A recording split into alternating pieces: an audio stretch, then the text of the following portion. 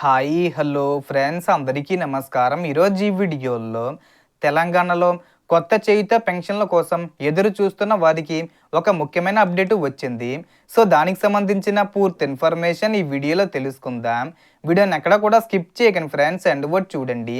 Video start చేసే ముందు మీకు ఒక small request friends, TG government నుంచి పెన్షన్దారులకు సంబంధించి మరియు ఇతర పథకాలకు సంబంధించి ఏ చిన్న అప్డేట్ వచ్చినా మీరు మిస్ కాకుండా ఉండాలంటే వెంటనే మన ఛానల్ని సబ్స్క్రైబ్ చేసుకోండి.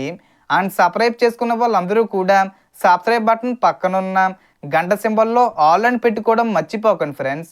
ఇలా పెట్టుకోవడం వల్ల నేను పెట్టే ప్రతి ఒక్క వీడియో మీరు నోటిఫికేషన్ రూపంలో పొందగలరు.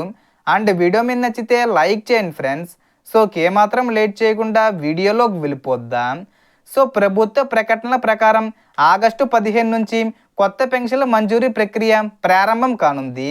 దీనికి సంబంధించిన అర్హుల జాబితాను కూడా విడుదల చేసే అవకాశం ఉంది. జాబితాలో పేరున్న అర్హులకే పెన్షన్ మంజూరయ్యే అవకాశం ఉందని అధికారులు సూచిస్తున్నారు. రాష్ట్ర వ్యాప్తంగా ఇప్పటికే సుమారు 11 లక్షలకు పైగా దరఖాస్తులు వచ్చినట్లు సమాచారం. వీటిలో తొలి దశలో సుమారు 2.30 లక్షల మంది అర్హులను ఎంపిక చేసే ప్రక్రియ కొనసాగుతుంది. అందుకే మీ దరఖాస్తు స్థితి, అర్హత వివరాలు తప్పకుండా పరిశీలించుకోవాలి.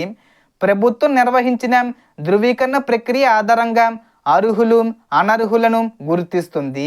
కుటుంబంలో ఎవరైనా ఆదాయ పన్ను చెల్లిస్తే, ప్రభుత్వ ఉద్యోగి ఉంటే, నిబంధనలకు మించిన భూమి కలిగి ఉంటే లేదా ఒకే కుటుంబం నుంచి నిబంధనలకు విరుద్ధంగా పలువురు దరఖాస్తు చేసినట్లయితే అనర్హులుగా పరిగణించే అవకాశం ఉందని అధికారులు తెలియజేస్తున్నారు.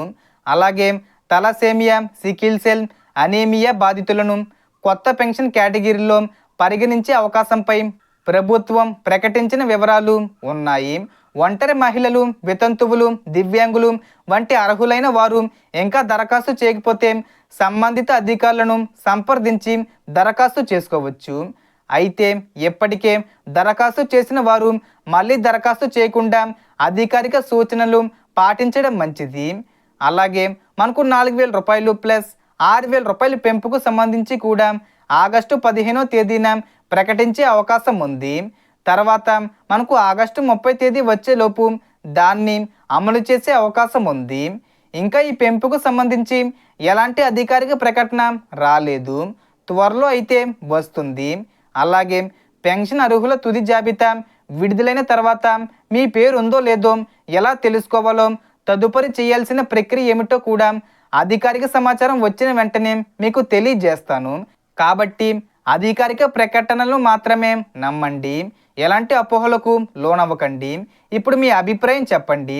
మీరు కొత్తగా చేయుత పెన్షన్కు దరఖాస్తు చేశారా?